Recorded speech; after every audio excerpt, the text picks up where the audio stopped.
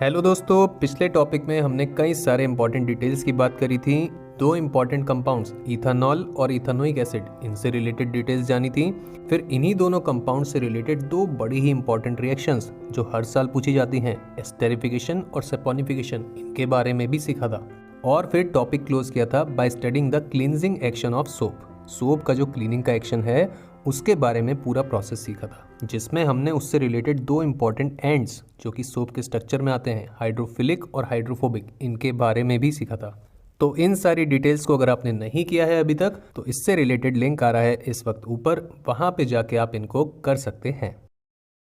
अब चलें आज के टॉपिक की तरफ। तो हम यहाँ पे कई सारी डिटेल्स को सीखेंगे। कई सारे ऐसे क्वेश्चंस हैं जिनके आंसर हम यहाँ पे सॉल्व करेंगे। सबसे पहले हम बात करेंगे एक इम्पॉर्टेंट प्रॉपर्टी के बारे में जो हर साल पूछी जाती है, एलोट्रोपी। इसके बाद कवर करेंगे एक less important portion, three amorphous forms जो हैं उनके अपने अपने फॉर्मेशन प्रोसेस क्या हैं। और फाइनली हम टॉपिक को क्लोज करेंगे by studying the structures of graphite, diamond and fullerene. तीन ऐसे कंपाउंड जिससे रिलेटेड कोई ना कोई क्वेश्चन तो हर साल बनता ही है। इन्हीं सारी बातों पे हम बात करेंगे आज के सेशन में। तो चलिए स्टार्ट करते हैं टॉपिक को from the first portion, allotropy. Allotropy को डिफाइन करें तो it is the property of an element to exist in more than one form. कोई एक एलिमेंट जब एक से ज़्यादा रूप के अंदर एग्जिस्ट कर सकता है, such that each form has different physical properties. इस तरह से कि हर एक जो फॉर्म है उसकी जो अपनी फिजिकल प्रॉपर्टी है, जैसे कि वो दिखाई कैसा देता है, वो सबकी अलग अलग है। एंड सिमिलर केमिकल प्रॉपर्टीज़, यानी कि केमिकल जो प्रॉपर्टीज़ हैं उन फॉर्म्स की, यानी कि जिस तरह से वो रिएक्ट करते हैं किसी चीज़ से, वो सिमिलर हैं काफ़ी हद तक। सेम नहीं है लेकिन मिलते जुलते हैं। एग्जाम्पल लें एलोट्रोपी का तो हम यहाँ पे कार्बन एलिमेंट के एलोट्रोप्स को देख सकते हैं, जैसे कि कोल और चारकोल। ये दोनों ही जो फॉर्म्स हैं ये एलोट्रोप्स हैं कार्बन के। फिर ग्रेफाइट और डायमंड भी एग्जाम्पल हो जाते हैं कार्बन के एलोट्रोप्स के। इनके बारे में डिटेल में आगे चल के बात करेंगे टॉपिक में। एक फाइनल पॉइंट इसमें ये देखो कि एलोट्रोपी को हम पढ़ते क्यों हैं। एलोट्रोपी का इंपॉर्टेंस इस बात में है कि जितनी भी फॉर्म्स बनेंगी, एलोट्रोप्स बनेंगे किसी एक एलिमेंट के, जैसे यहाँ पे आया कोल, चारकोल, ग्रेफाइट, डायमंड, इन सबकी ही प्रॉपर्टी एक दूसरे से अलग होगी। ये मेन नेचर हो गया एलोट्रोपी का। और इसी कारण से ये जितनी भी फॉर्म्स हैं इन सब की अपनी अपनी एप्लीकेशंस, यानी कि जहाँ पे ये इस्तेमाल होंगी रियल लाइफ में, वो भी अलग अलग ही होंगे। कोयला कहीं इस्तेमाल होगा, चारकोल कहीं और इस्तेमाल होगा, ग्रेफाइट कहीं और डायमंड कहीं और। यानी कि हर एक जो फॉर्म है उसका अपना एक इंपॉर्टेंस हो गया, कुछ रेलेवेंस हो गया। यही कारण है कि हम इन्हें अलग अलग पढ़ते हैं। ये हमने जान ली एक बेसिक बात एलोट्रोपी के बारे में। बात को आगे बढ़ाएं तो एलोट्रोप्स जो होते हैं वो दो में से किसी एक तरह की फॉर्म में एग्जिस्ट कर सकते हैं। एक तो होती है वो फॉर्म जिसमें किसी चीज़ का जो शेप है वो क्लियरली डिफाइंड नहीं होता है, प्रॉपर नहीं होता है, वो बदल सकता है। फॉर एग्जाम्पल कार्बन के ही एलोट्रोप कोल को लें तो उसका जो वहाँ पे शेप है वो अलग अलग तरह का हो सकता है, कुछ इस प्रकार से। इनको आपको याद रखने की जरूरत नहीं है, सिर्फ रेफरेंस के लिए देखो कि इन सब का शेप अलग अलग है, कभी फिक्स नहीं है। बिल्कुल इसी तरह से एक और फॉर्म है कार्बन के एलोट्रोप की, चारकोल। उसके शेप होते हैं कुछ इस प्रकार से। ये भी अगेन हम देख सकते हैं कि ये अलग अलग होते हैं, इनमें कोई फिक्स फॉर्म नहीं है। किसी भी एलिमेंट की अलग अलग तरह की ऐसी ही सभी फॉर्म्स को जिनका क्लियरली डिफाइंड शेप ना हो, उन्हें कहा जाता है एमॉर्फस फॉर्म्स।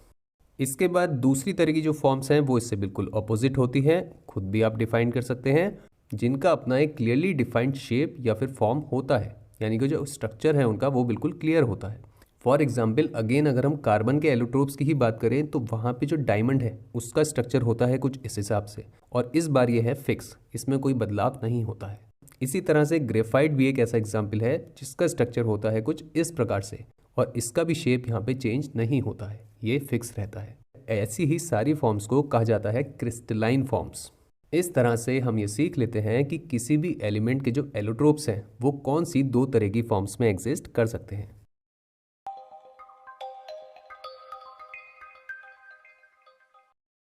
पहले तरह की फॉर्म्स, एमॉर्फस फॉर्म्स की बात करें तो यहाँ पे कार्बन की तीन एमॉर्फस फॉर्म्स की बात करेंगे। इन सबके जो अपने अपने फॉर्मेशन के प्रोसेस होते हैं कि ये बनती कैसे हैं, इनको सीखते हैं। सबसे पहली फॉर्म यहाँ पे है कोयला, यानी कि कोल।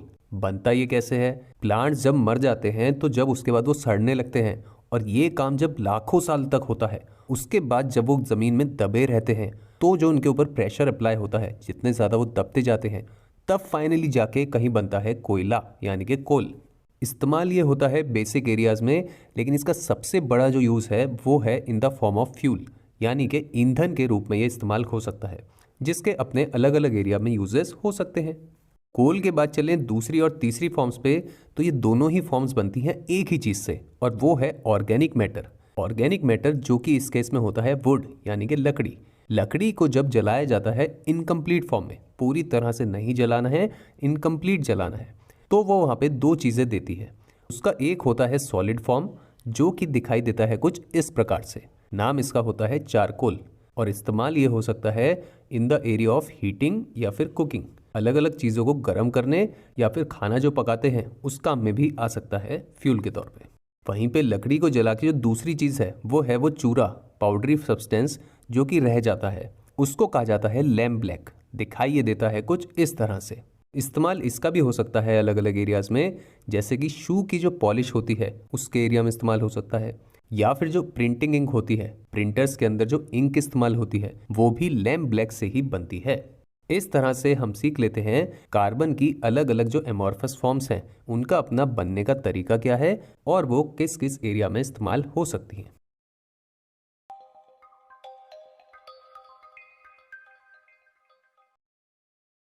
एमॉर्फस फॉर्म्स के बाद अब चलें अगली फॉर्म्स पे, तो आ जाती हैं क्रिस्टलाइन फॉर्म्स। कार्बन की जो अपनी क्रिस्टलाइन फॉर्म्स हैं वो यहाँ पे 3 फॉर्म्स होती हैं। तीनों ही बड़ी इंपॉर्टेंट है, इन पे सवाल हर साल पूछे जाते हैं। पहली फॉर्म यहाँ पे आती है ग्रेफाइट। इसका एक दूसरा नाम भी होता है प्लम्बागो, इसको भी ध्यान कर लो।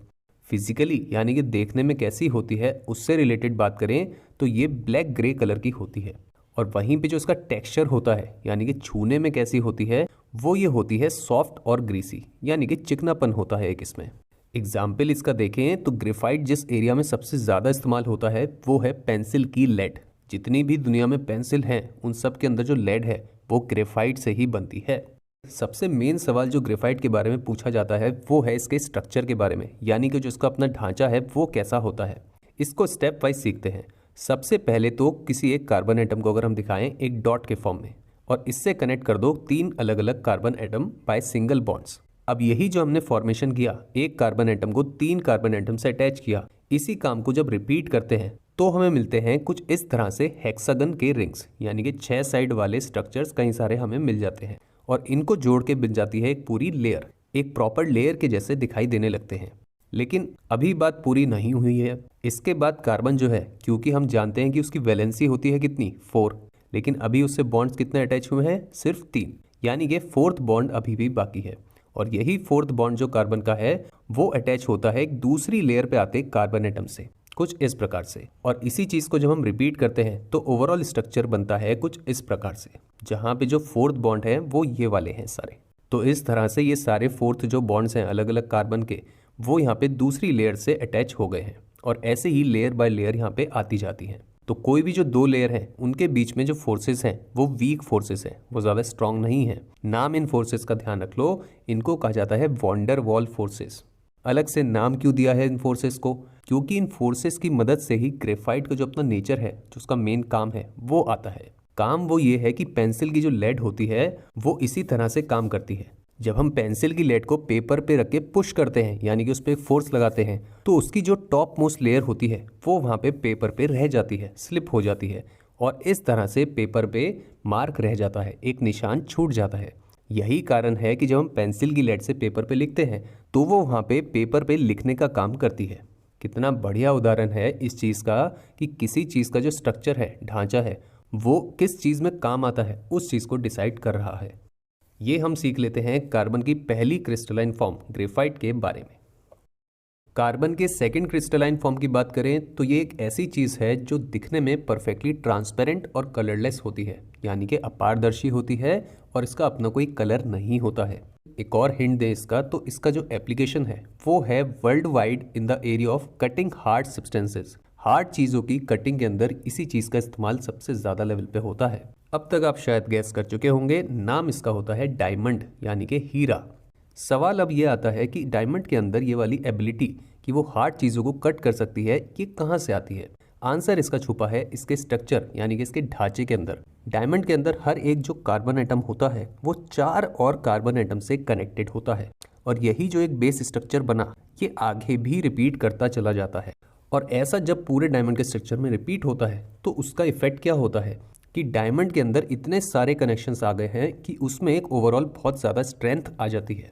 यही कारण भी है कि अगर हम डायमंड को ब्रेक करने की कोशिश करें, उसको तोड़ने की कोशिश करें, तो उस काम के लिए बहुत ज़्यादा एनर्जी, बहुत ज़्यादा ऊर्जा की ज़रूरत पड़ेगी। Which is also the reason that the melting point of diamond, यानी कि जिस टेम्परेचर पे वो मेल्ट करता है वो बहुत ही ज़्यादा होता है। ये एक सवाल भी है जो पूछा जाता है, that why is the melting point of diamond very high. ये हमने सीख लिया कार्बन की सेकेंड क्रिस्टलाइन फॉर्म डायमंड के बारे में। कार्बन के तीसरे क्रिस्टलाइन फॉर्म की बात करें तो वो एक बड़ा ही इंटरेस्टिंग स्ट्रक्चर है। दिखाई देता है ये कुछ ऐसा। नाम इसका होता है फुलरीन, और एक दूसरा नाम भी इसका है बकमिंस्टर फुलरीन। एक छोटी सी कहानी है इंटरेस्टिंग सी। बकमिंस्टर फुलर नाम का एक आदमी था जिसने इंटरनेशनल जो एग्जीबिशंस होती हैं उसके जब हॉल्स बनाए थे वो इसी स्ट्रक्चर की तरह बनाए थे, तो उसी के नाम पे ये वाला नाम पड़ गया है। इस स्ट्रक्चर को अगर आप ध्यान से देखो तो बड़े ही एक पॉपुलर स्पोर्टिंग गुड से मैच करता है ये, और वो है फुटबॉल। बिल्कुल इसी तरह के स्ट्रक्चर पे बेस्ड होती है फुटबॉल।